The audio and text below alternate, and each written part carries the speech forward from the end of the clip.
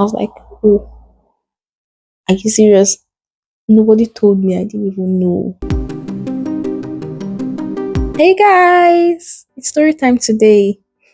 So I know I've mentioned in a few of my videos that I work as a registered nurse here in the UK. So this story is related to it.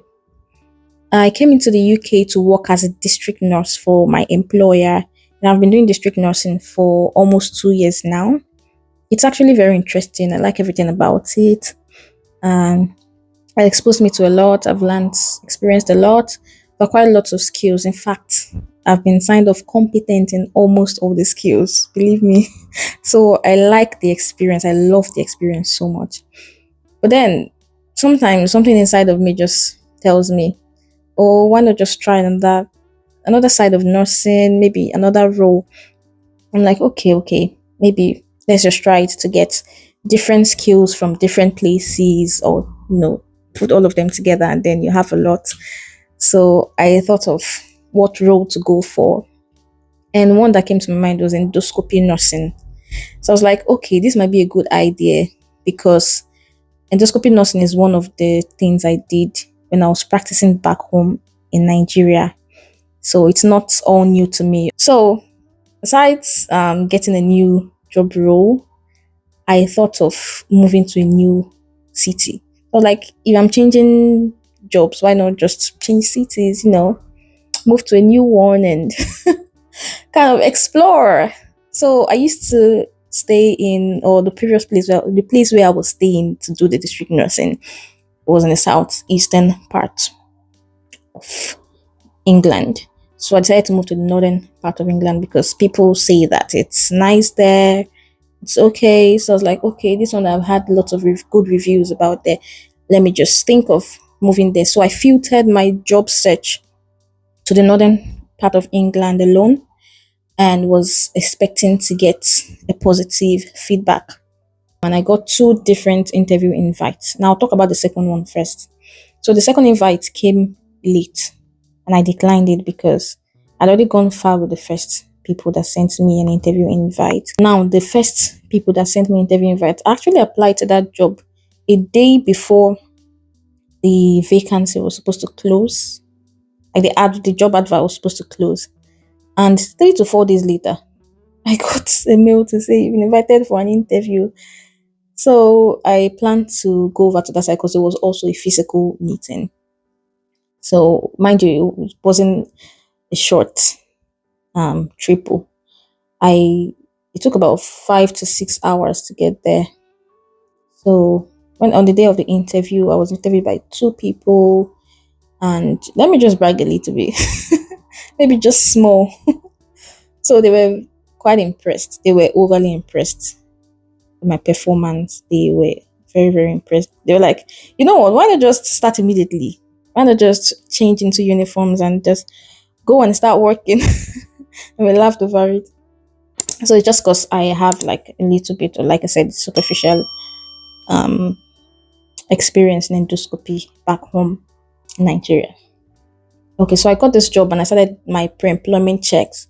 Everything went successful, and next I was to arrange for start date with my line manager.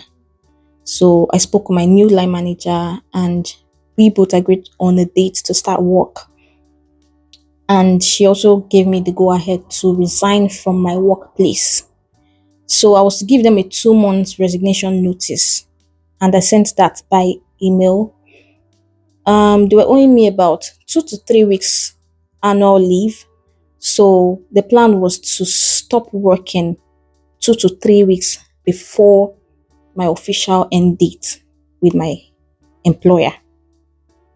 So I can use the 2 3 weeks to get myself ready to move, and just get things together. So as I finished work there, the remaining 2 3 weeks I was using to do a few things. I used it to rest, of course, because I worked so hard before that annual leave. Also, I used that time to go to the area where I got the new job to look for an apartment where I'll be staying. So luckily for me, the first viewing I did, secured an apartment for myself, got accommodation sorted. I gave my previous landlord notice. I booked for a van, hired a van and a man to convey me and my things from there to the new place. And I was just trying to fix things, put things in place just to get ready. Last thing I did was to go make my hair. This was 2 days before me leaving that city to the new place. So I went to patronize my colleague. I came into the UK with her. We were about 11 people working like for the same trust that came in on the same day. We boarded the same flight and everything. So they moved us as a cohort into the UK. We're 11. So she was one of those people. And I went to her house, and because she was working with a different team, so I wasn't seeing her that often. In fact, the last time I saw her before going to make my hair was about 6 months or thereabout. So I went to see her, and so we were discussing. I told her about my plans to leave, or rather, I told her I was leaving already. I just had 2 days to stay. And she was like, "Oh, really?" She said, "Congratulations." So as we were discussing, she popped up a question, or she didn't even ask it as a question. She just said, "So you've gotten your new visa now?" I was like, "What new visa?" She said, your visa now. Did you not get a new visa? Did you not apply? Like, no, I didn't apply for new visa. My visa is still in date. It's going to expire 2025 next year, and I'm going to renew it to extend the validity. And she looked at me. I was like, she was looking at me like with this facial expression, like she was shocked. So she now said, "You changed employer. You're supposed to apply for a new. You're supposed to update your visa application, and you're going to get a new residence permit and everything." I was like, "Oh, are you serious? Nobody told me. Nobody told me. I didn't know." As a matter of fact, my new workplace, the HR sent me a mail sometime to say, "Please share your code for right to work." I generated the code and I shared to them, but they didn't tell me anything else. They didn't say anything to me. The HR I was working before the new one, they didn't even say anything to me. So I was like, I didn't know. I didn't know. I thought that because the home office grants the certificate of sponsorship, because when the employer wants to issue the COS, home office grants it, right? So I was like, if they grant it, then they would as well update it on my record now. I didn't know I was supposed to do anything. So because my um previous workplace was going to withdraw my COS after my last day at work. So once you're done with your contract with any employer and they give you COS and the COS is still in date, once everything is terminated, they will withdraw the certificate of sponsorship, and it's no longer going to be on your, they're going to notify the home office. So it's no longer going to be on your record. It's not going to be valid again. So there's no certificate of sponsorship attached to your visa. Then what are you doing?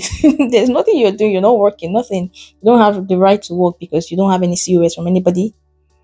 So definitely the home office will have to send you an email to say, "See, you've had your COS withdrawn. You either have this time to leave, or you look for an alternative, maybe applying for a different visa, something like that." So I was like, okay. My luck was that I still had, I think, 1 week or so leave left. So I had not like officially ended with those with my employer. I'd stopped working because I had leave, but the official end date was like 2 3 weeks after the day I stopped work, because they were owing me annual leave and they didn't want to pay me for it. So what I did was I went home, I started researching, started applying, and my problem or my fear wasn't even about the outcome of the visa, like what it was going to be, if it was going to be positive or not. because I was very confident that it was going to be okay because, of course, I have a job and they've issued me a certificate of sponsorship. So why not?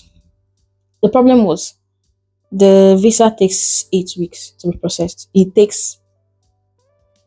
Not like it takes exactly 8 weeks. It comes out within 8 weeks. So anytime before 8 weeks or 8 weeks. But I know they are usually very fast. But I was just not like very settled because of that. Because my start date at work was like 2, 3 weeks. It was in 2, 3 weeks time. So what if something happens, and because I applied for the whole thing myself, I did the application myself. I was like, okay, what if I answered something wrongly?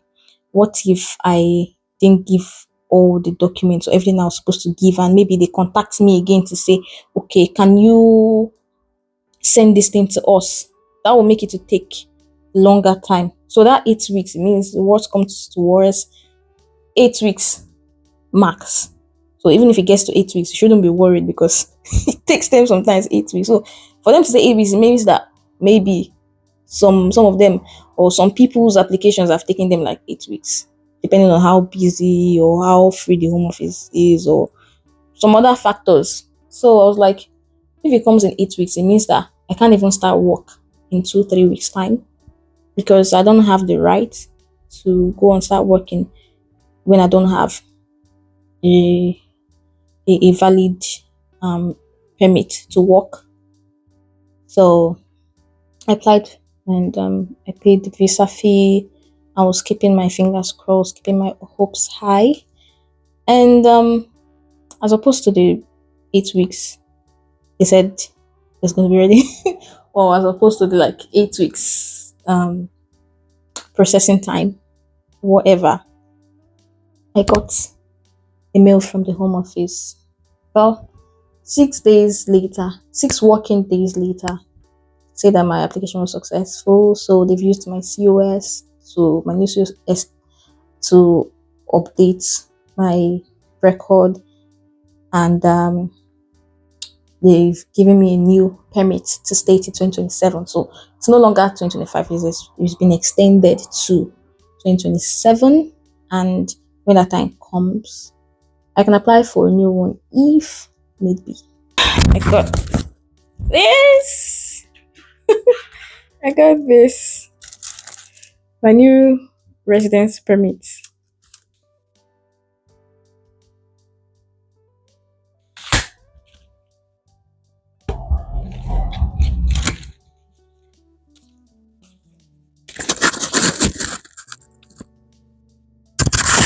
This is my new BRP. Of course, I'm covering the essential details. And yeah, behind it, I have my NI number and other details. So I think now this is my previous BRP card, my biometric residence permit. So I've been told to cut this into quarters and then put it in a windowless envelope and send it to the home office or to them. I don't know where. There's an address there to say the postcode of the place I'm sending it to. So I'll take it to the post office and then send it to them. So this is me cutting my BRP my BRP card.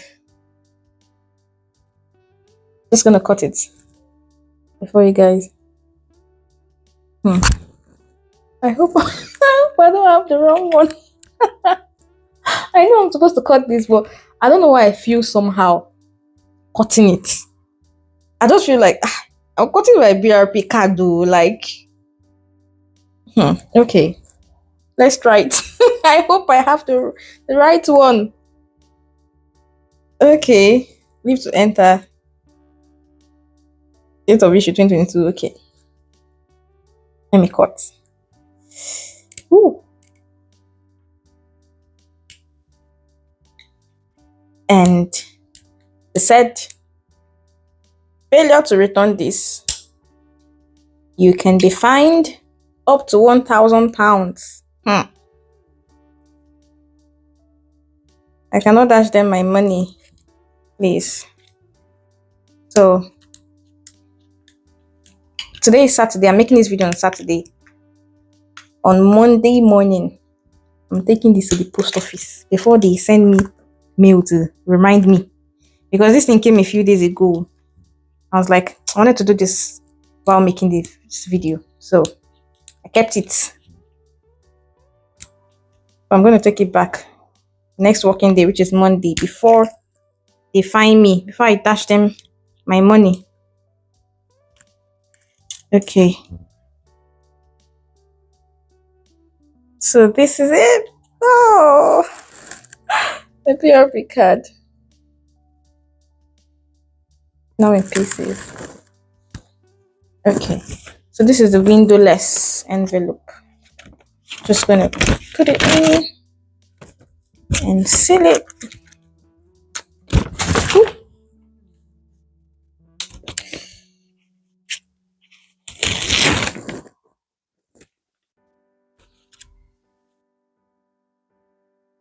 Sealed. Okay, guys. Thanks for watching. I'm laughing over this now because it's all in the past now. But seriously, it wasn't funny at first. It wasn't funny because of that 8 weeks I saw. And what if I didn't go to make my hair? What would have happened?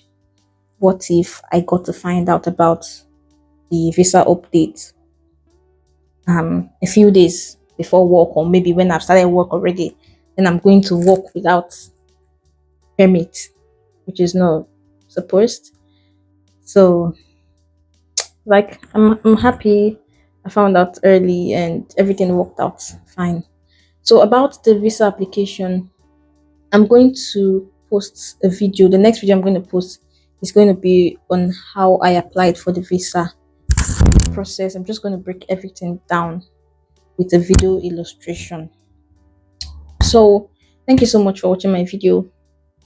If you learned something, or even if you didn't learn anything, please just like my video. Like my video. If you've not subscribed to my channel yet, please click the subscribe button, and also drop a comment section below to tell me if you've encountered this experience before.